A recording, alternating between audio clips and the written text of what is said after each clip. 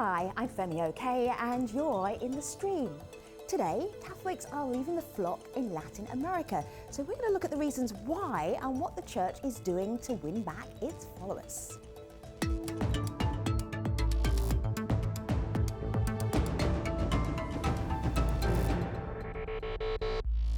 I have a confession to make. Oh, how appropriate for today's show. I have often tweeted at Pontifex, who is Pope Francis's, that's Twitter handle. He has never tweeted me back. Not yet, anyway. Okay, Pope Francis, perhaps today. Today might be the day. We are talking about the decline in the Catholic population in Latin America. What's happening online, Malika? Well, I think it's safe to say that the Pope is loved online. And so that might explain why so much of our community is tapped into this discussion, those who are following him. And they have really thoughtful comments. So this is one from Marissa. You can take a look at it here. Marissa says, LatAm was a Catholic stronghold, and now throngs are leaving the church. So she pitched this show to us saying, how are missions, charities, communities affected? We'll talk about that, and we'll also talk about the why behind it. And we want your help, so you can tweet us with hashtag AJStream. And here's some of the hashtags that people are using to talk about Pope Francis's Latin American tour. Check them out.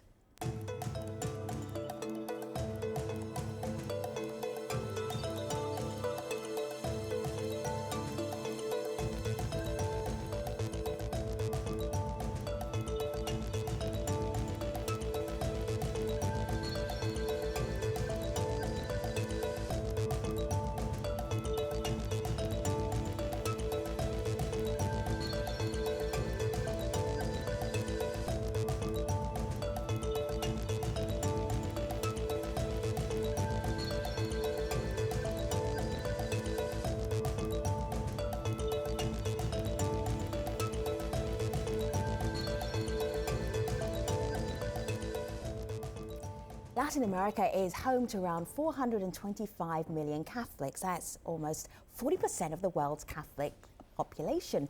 But the Church's historical influence in the region is on the decline. In the first half of the 20th century, 90% of Latin Americans identified as Catholic, but that figure has dropped to about 69%, and that's according to a study by the Pew Research Center. Now, some are leaving for other faiths, namely Christian and evangelical and Pentecostal religions. This week, Pope Francis started his latest Latin American tour in Ecuador, preaching to thousands about creating a Catholic church that is more inclusive. He will also travel to Bolivia and Paraguay in the next few days. So why is Latin America's religious landscape changing? With us to talk about this, we have in Boston, Massachusetts, Hofsman Ospino, Assistant Professor of Hispanic Ministry and Religious Education at Boston College. In Mexico City, Fatima Moneta is a Catholic feminist formerly of the group Catholics for the Right to Decide. In Asunción, Paraguay, we have Simone Casal, Executive Director of the LGBT group Somos Gay, which means we are gay, which will meet with the Pope later this week. And in Montevideo, Uruguay, Father Andres Boone, he's a Catholic priest and missionary. So it's great to have you here, everybody. Welcome. Simone, in your family or in Paraguay, have you noticed fewer people are saying, I'm a Catholic or going to church? Yes, there is a decline, a clearly decline, I think, in the people going, not only going to church, but identifying themselves as a Catholic. And I think that a lot of them are basically moving to another Christian religions. And that's the thing that's kind of scary sometimes, because, you know, most of the Catholic people are not that into killing people because of their faith. But the evangelicals tend to take a little more literally that part of the Bible. So in my family in particular, they are Catholics, but not practitioners, as they sell themselves. So they're not keen to go to every Sunday to church. Right. They just, you know, might make these kind of traditions and celebration on the Catholic side, but not truly involved into the church life. Often, I'm just wondering, what do you think evangelists have and Pentecostals have that the Catholic Church isn't offering right now? Well, in the last part of the, you know, I think 10 to 15 years, the Catholic Church the Catholic hierarchy tend to listen only to the rich people in the region, and the Pentecostals and the evangelicals have been very smart into bring all the base, the poor, and the abandoned people from the Catholic Church, that the Catholic hierarchy left behind, siding beside, only the economic elite in the countries. So I think that that's the main reason that you see a lot of very poor people going to these massive evangelical temples and leaving behind the Catholic faith because of that. Well, it's interesting. One person online here wants to make a slight distinction, and Hausman, I'll direct this to you. This is from Higgins, who says, we need to make a distinction between Catholic decline and Protestant upsurge. Some believers have become disillusioned, and that's echoed here in this next tweet by Dr. Andrew Chestnut, who says, the reasoning behind that is that Pentecostalism resonates more with people's spiritual and material needs and desires. So, Hausman, what's your take on that reasoning? Sure. I mean, there's a little bit of truth to both statements in both observations, but we also need to keep in mind that, there are historical facts that we need to keep in mind. There are cultural changes that need to be taken into consideration when we look at what's the so-called Catholic decline and the upsurge of Protestantism. Right until the middle of the 20th century, as a matter of fact, Catholicism was very much considered the religion of the state in many countries, perhaps except for Uruguay and Mexico. But in most parts of the country, of the continent, Catholicism was the religion of the state. That began to change quickly in the middle of the 20th century. And then culturally, globalization, that's a very important reality to keep in mind. Those revolutions and, cultural revolutions in the United States of America, cultural and intellectual revolutions in Europe, eventually made it to Latin America. People are freer to question matters on religion and authority. So what we find is pretty much, that Catholicism in many ways has been slow to adjust to these cultural changes, political and historical dynamics, and somehow it finds itself facing the reality that people are more comfortable, on the one hand, leaving the Catholic Church, joining other churches, and eventually joining nothing. As a matter of fact, many are becoming more secularized. Father Andres, with your congregation, is it getting smaller? Catholic churches? Or? Yeah, with your congregation, are you noticing fewer people are coming to your church? You know that in Uruguay, we also have more than 10 years, we say that only 4% of the population, the Catholic population, is participating in what our liturgy is, the Mass and the prayers of the community. So we have this problem several years already, and we see that the evangelical church are growing, but it's like say the Osman. Something I don't understand yet. That's the emotion. They are very emotional when they participate in the evangelical church. So perhaps there is a problem when we are going together, that we are too much irrational. We don't like the emotions of the people. Here's one other theory. This is from Andrea on Twitter, and she's answering the question on why the masses are leaving, or why there are large numbers leaving, more accurately. Andrea says, one reason is the shortage of priests. The church should allow women to join the clergy, and that would give women equal status. Fatima, there are other tweets like this talking about the role of women in religion, particularly Catholicism. Is that something that resonates with you? Yes. It is very important for women to feel they are empowered within the Catholic structure. It's not only that they can follow or they need to follow orders, it's that they can participate in all of the decisions and structure. And I think that's a very important issue right now with Pope Francis making, Pope Francis initiated as reform for the Catholic Church, and he has been talking about the role of women inside the church, but also outside the church. What he thinks that women should be more empowered and doing more stuff. Let me show you something here back here on my laptop. It is a look at what Ecuadorians were hoping to hear from Pope Francis as he begins his Latin American tour. There's a little hashtag here, Te cuento Francesco. I tell you Francis, and all the issues that Ecuadorians would love to share with Pope Francis. Hofsman, if the Catholic Church is going to be contemporary or keep up with contemporary times, what do you think are its biggest challenges? Well, it seems to me that, and this is not the first time that the Catholic Church actually is facing a major crisis. I mean, all throughout the history, Christianity has faced incredible crises that, in many ways challenge its way of dealing with the people and dealing with reality.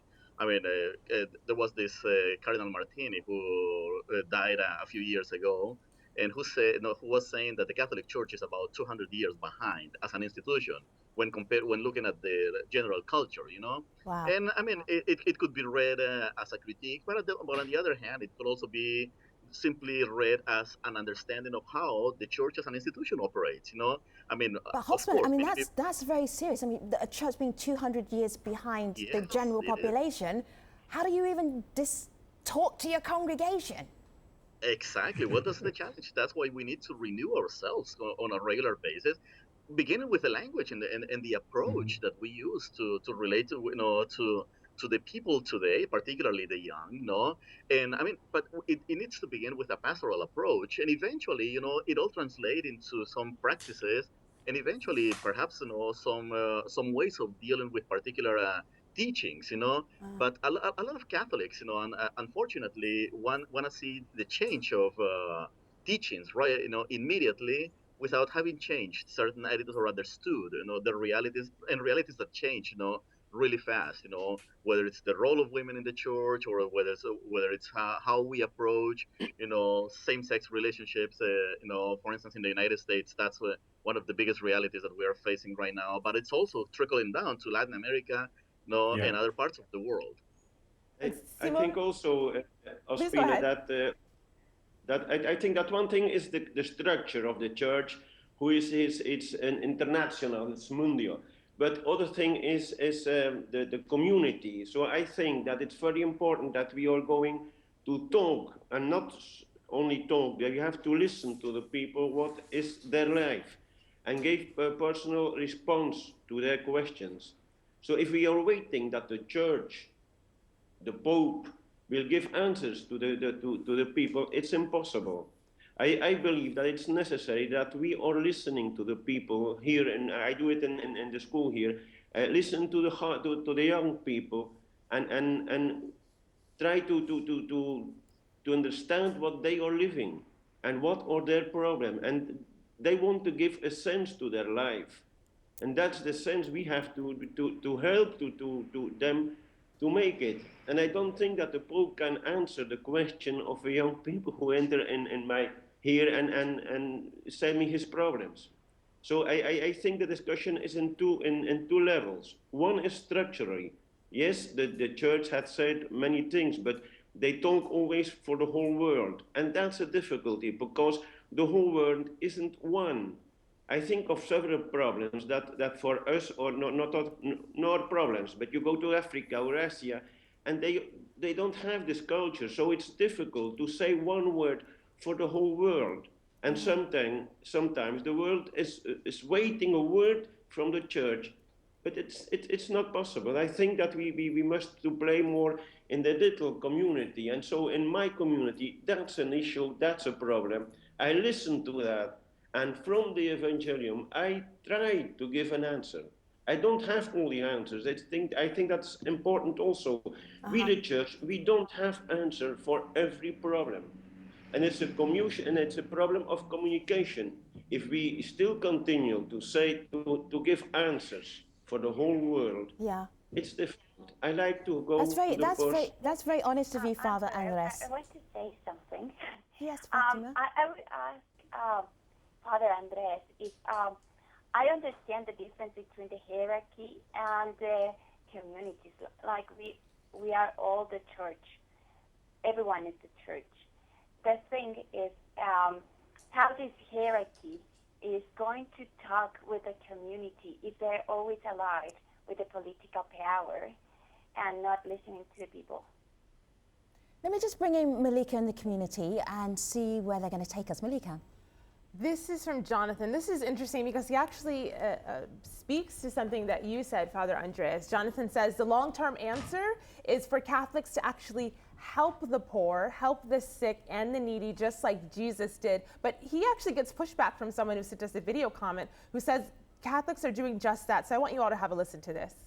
Strictly speaking, in religious matters, Protestantism is much more fervent and powerful in Venezuela, but Catholicism has a much deep and entrenched social presence through schools, through daycares, through hospices, and through a lot of social works that made the church very, very popular among the lower classes in Venezuela. So Simon, in that video comment, he says that just because numbers seem like they're declining doesn't mean that Catholicism isn't felt in other ways, in more subtle ways. Yeah, I think he's right because well, I agree that the separation between church and state in some countries contribute to this apparently decline in numbers at the formal celebrations.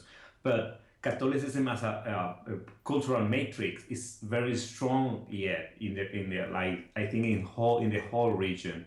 We have another understanding about how to relate ourselves to the spiritual and to the search for answers. And I totally agree that the hierarchy of the clergy is not listening to the people, it's not listening to the young people, and being ourselves a very young continent is logical. It's only logical that they are losing a lot of numbers among young people in all the region. And I think that it's clear for me that the Catholic Church is very, very behind our societies in a lot of issues. The women involvement in society, the participation of LGBT people in social life, not only in the marriage side but in the social public life, is a new thing for them. They don't know how to react to that, and the great number of poor people and the very growing number of very, very, very rich people is very.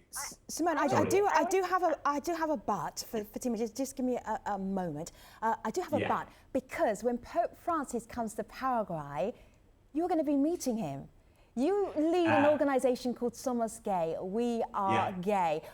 When in your wildest imagination do you think that would have been possible with any other pope?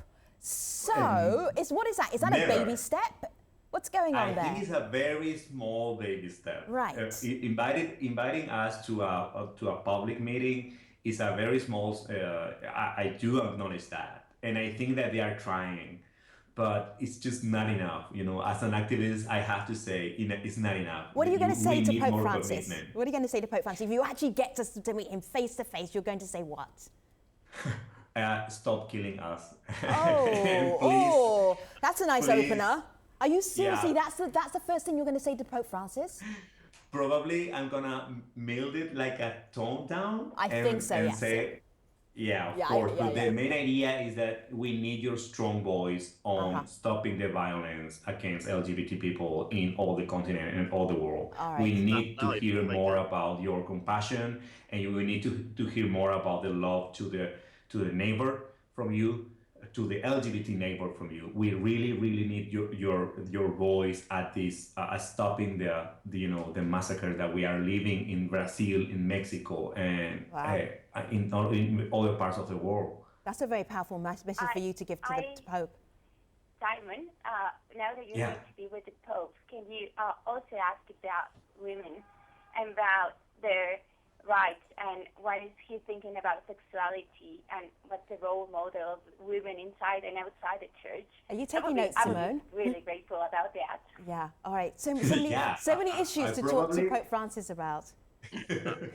Probably if I have more than 5 seconds, I'm totally gonna throw that out there because I consider myself to be a very feminist guy, so of course I will advocate for that. We believe you.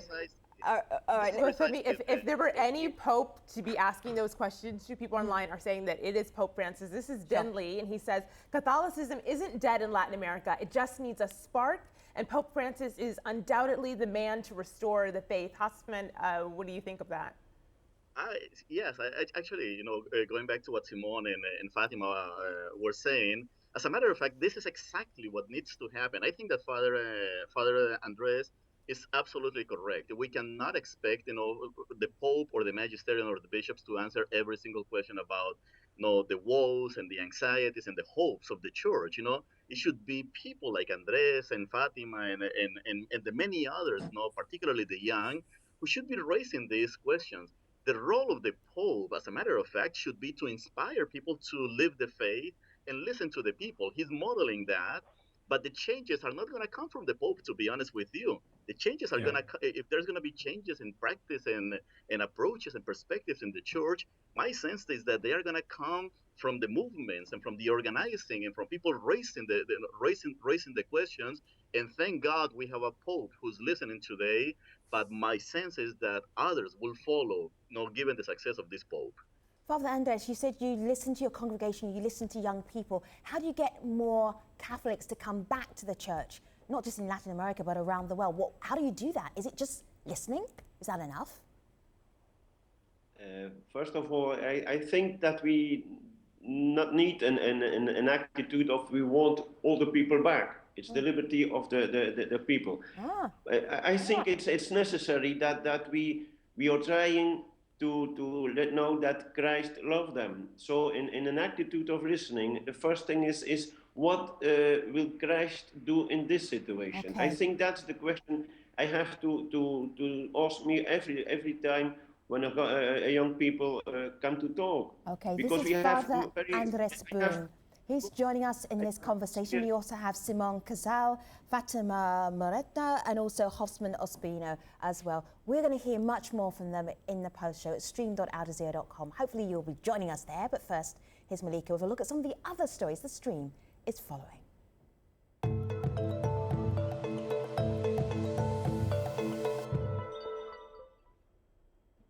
We start online, where the hashtag Tel Aviv is trending after the video sharing app Snapchat featured the Israeli city on its live highlights reel. Users submitted videos of events around the city meant to show moments in time from different perspectives. But critics say they failed to show certain crucial aspects of life in Israel. Dalal tweets, "I think you're missing some snaps," sharing images of Israeli soldiers targeting children and a destroyed Gaza. Israelis, including advocacy group Stand With Us, pushed back against critics, accusing pro-Palestine commenters of anti-Semitism.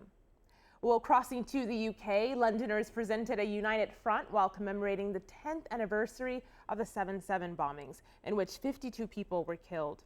Using hashtag #WalkTogether, commuters got off a stop early from their destinations and they shared their journey to work.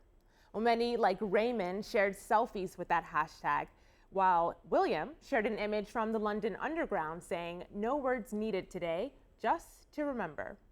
And finally, Russia is concerned about the risks posed by citizens taking selfies after local media reported a number of fatalities from dangerous attempts. The Safe Selfie campaign aims to educate users on less hazardous ways to take a memorable picture. Some of the warnings stand out, like the one against using a selfie stick in front of a moving train, or one against taking a selfie while wielding a weapon. Well, Russian authorities are inviting citizens to add their own warnings, and you can share yours with us at hashtag AJStream. This is a serious problem, but it's a serious problem of our own social media life making. It is, right. But that cracked me up. We could end it. Absolutely. All right, no selfies here, but we are taking you to the post show. Stream.aljazeera.com. See you online. Thanks for watching.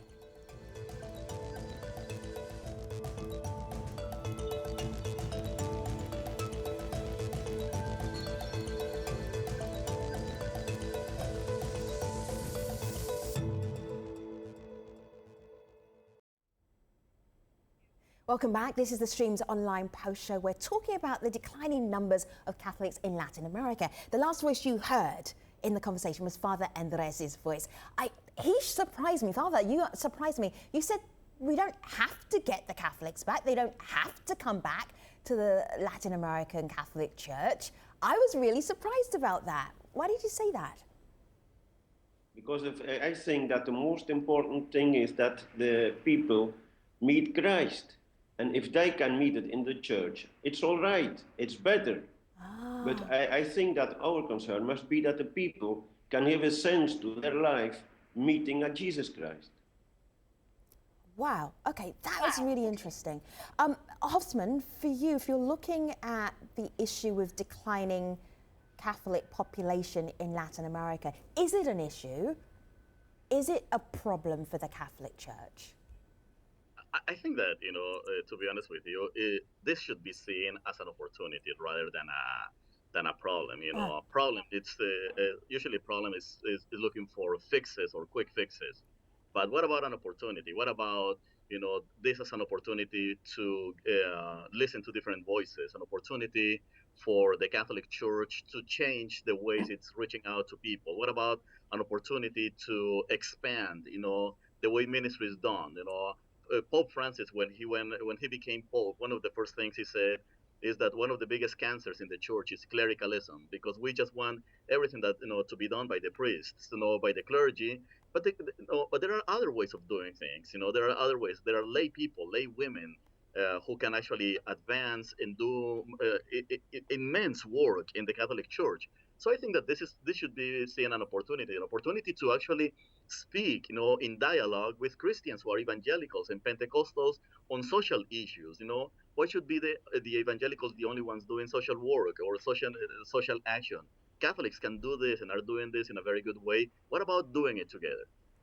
Hosman, actually, I think what you just said is an answer in some ways to this tweet we got. This was a criticism. This is from Jonathan, who says, the very extreme of the Catholic Church oppose the Pope's every move. It's no wonder that they're losing members. And what he's talking about is represented in this tweet from Akash. He says, Pope Francis's disowning of this divisiveness of his religion has struck a conciliatory note on climate change, immigration, and LGBT rights. We famously heard him say, "Who am I to judge?"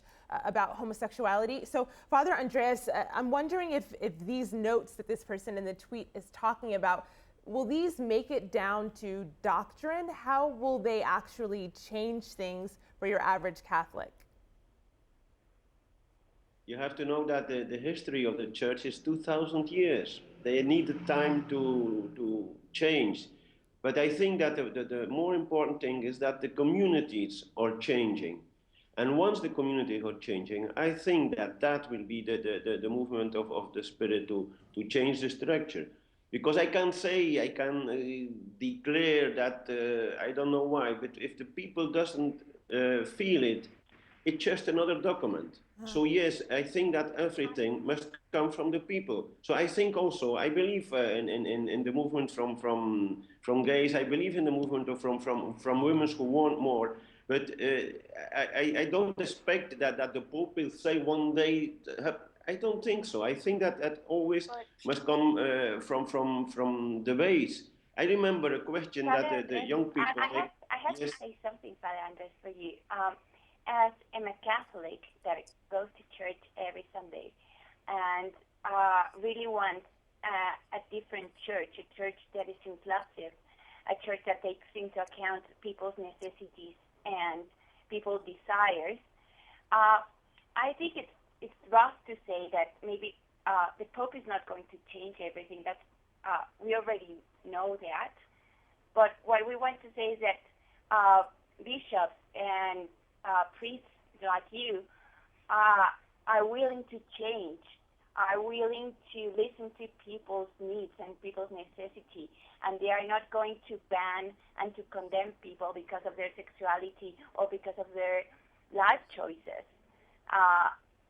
And we are, as Catholics, we are not listening to that. We are not listening to an equality discourse, or we are not listening to other things. Yes, I think there are two movements who are not going in the same speed. I think that our communities and many Catholicism are in the way of listening and conversation and accept. And another movement is the church-like structure, who is very slowly. I think if we see it, Tambia, and also we see it also in other issue, a family, the idea of family has changing, but there are still families who thinking in a family of 15 years ago. So yeah. It's very difficult, and I think that it's one of the great, we say in Spanish, desafíos, the issues to the how can we go at the same level with the society. And I think, and I repeat it, it's the only form is to listen. I remember the Pope talking to young people. He asked them, where is your treasure? Because I have the treasure of Jesus Christ, but where is the treasure of the young people? And that we have to listen, and that we have to discover. And yes, I think we need more, we want more time to change. And Jesus Christ, I think today is asking us to the conversion. We have to listen, we have to convert us, and not to think that we have the truth and the only truth. Yeah, Fatima, go ahead. Andres, because of your answer, and I think Catholic hierarchy needs to commit with Christ's words, like the Evangelium, and to protect people's dignity, and to fight for justice, and to not forget that there are people suffering, and we don't need more suffering from our church and from the God that we believe in.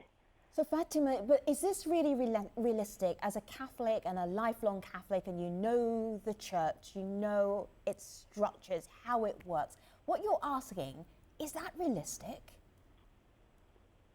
Yes, definitely. Where have you seen it? Where have you seen that happen? Where have you seen that change happen? I hope it happens now. I mean, it's the world is not. It's going forward. And we, as young Catholics and all Catholics and gay Catholics, feminist Catholics, we need a church that goes with us, not behind us. So we're asking people like us that believe in Christ, that wants another world, that believes that another world is possible, then to act in that sort of way. All right. We're asking a hierarchy to listen to people's desires and necessities, and not to join political power or join political figures to obtain more power. We don't want a powerful church. We want a church that leads us to believe and to live a better life. Hosman, what's your thought on what Fatima's saying? I think it's going to take a lot longer than that, but Fatima's a Catholic feminist and an activist, so she wants things to change now. What's the reality? Well, I think that Father Andres mentioned this, that historically the Catholic changes certainly come in the Catholic Church, but changes depend on many factors. On the one hand, we need to look at what is it exactly that can change. There are doctrines. The Catholic Church is an institution that is based on particular doctrines and so beliefs. Let's get straight to the chase, because we're almost done with this show. What can change? What's up for change and what's not negotiable?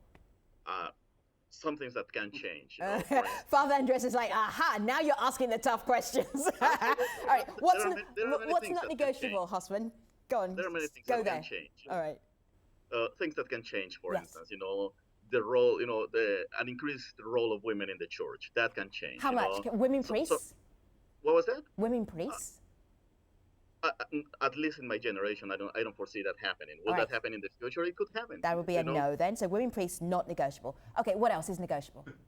It's negotiable, married priests is negotiable, more inclusion and respect on the part of all Catholics, of people who are gay. Absolutely, that needs to change, and it needs to change now. Right. How we treat our youth, how we work with groups that are non-Catholic, how do we partner with organizations, for instance, in the care of creation and then the environment. That needs to change, and But it doesn't have to come again.